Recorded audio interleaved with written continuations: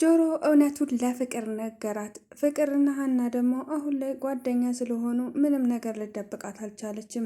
ፍቅርም ወንድሟን እንደ ወንድም አምና ተቀብላ ምናልባት ከአንድ ማህፀን ባንወጣም ይሄ ልጅ ወንድሜ ነው፣ እናቴ ብትበድለውም ካሁን በኋላ ሰው ጋር ያስተዋወቀኝ ጆሮ ስለሆነ ጆሮን መራቅ አልፈልግም፣ ወንድሜ ነው ስትል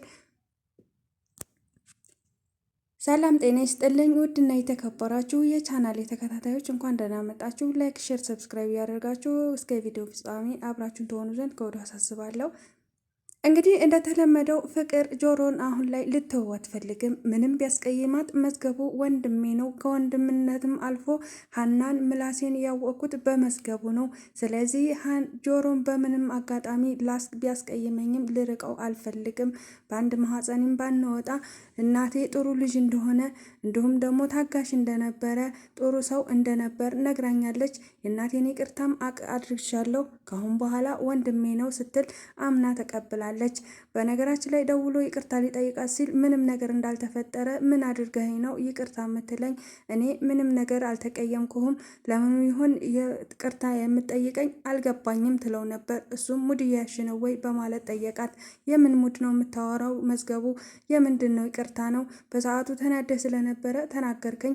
አባቴ ደግሞ አንተ የነገርከኝን እሱ ራሱ ስለሆነ ምንም ልቀየምህ አልቻልኩም አለችው።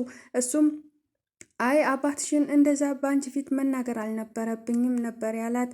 እሷም አባቴን እኮ ያልከው ትክክሉን ነው፣ እውነታውን ነው የነገርከኝ። አባቴ መጥፎ ሰው ነው፣ በእርግጥ በጣም ክፉ ሰው ነው፣ ለሰዎች በጣም ክፉና ክፉ ከሚባለው በላይ ነው። እሱ ለእኔ ብቻ ነው ጥሩ፣ እኔም ልጁ ስለሆንኩ ነው። ግን ሰዎች ላይ የሚያደርገው ክፋት እኔን ይጎዳኛል።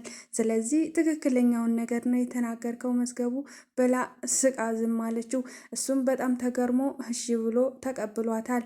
በሌላ በኩል ሀና መዝገቡን ስታገኘው በጣም ነበር የተናደደችለት። ምን ልትሰራ መጣክ ብሎ ነበረ። እሱም አይ እዚህ እኮ ስልክሽን አላነሳ ስትኝ እዚህ ስታልፊ ላገኝሽ ፈልጌ ነው አላት። እሷም ለምንድን ነው ልታገኘኝ የፈለግከው?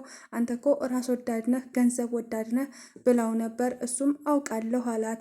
ከኤልያስ ብር እንደሚላክልህ እኮ አውቃለሁኝ ሰምቻለሁ ስትለው አዎ ይላክልኝ ነበር ብሎ እውነታውን ነግሯታል። ደግሞ አዎ ትለኛለህ እንዴ? እንዴት ነው ማፈሪያ ብስ የሆንከው ስትል ጠየቀችው።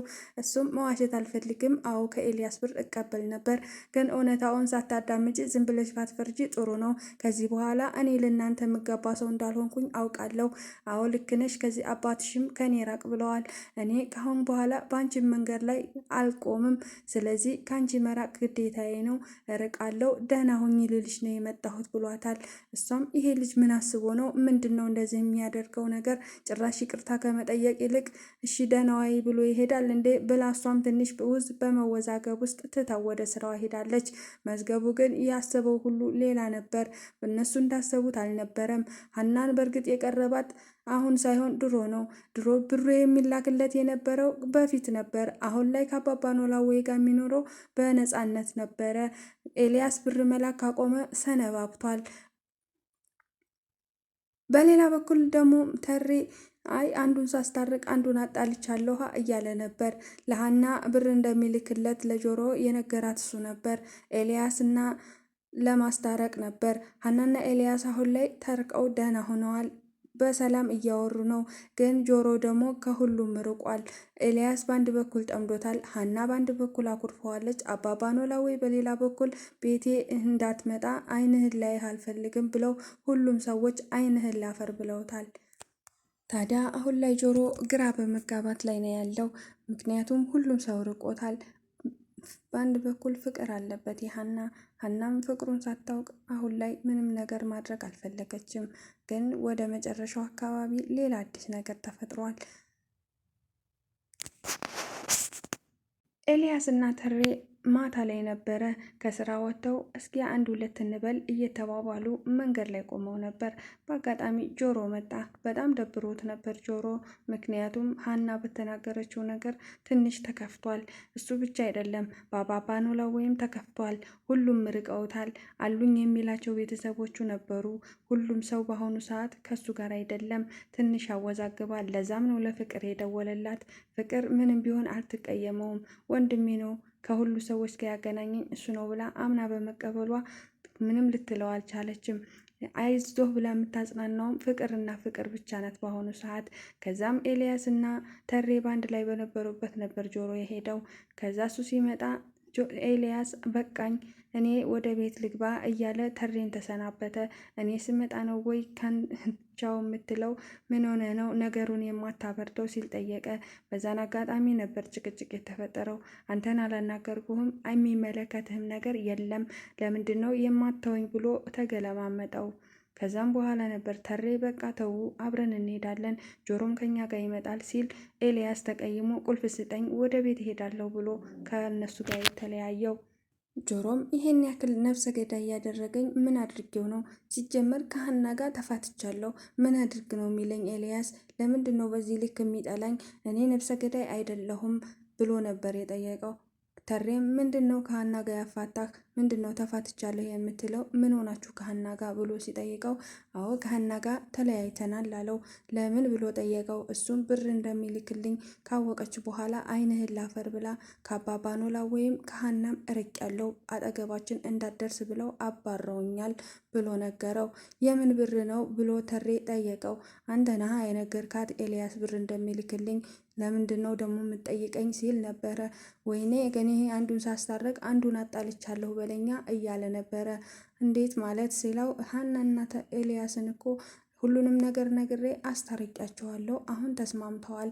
አሁን ደግሞ ከሀና ጋር አንተ ተጣልተሃል በዛ ጉዳይ፣ ይሄን ነው መፍራት እያለ ቀልዱን ጀምሮ ነበር።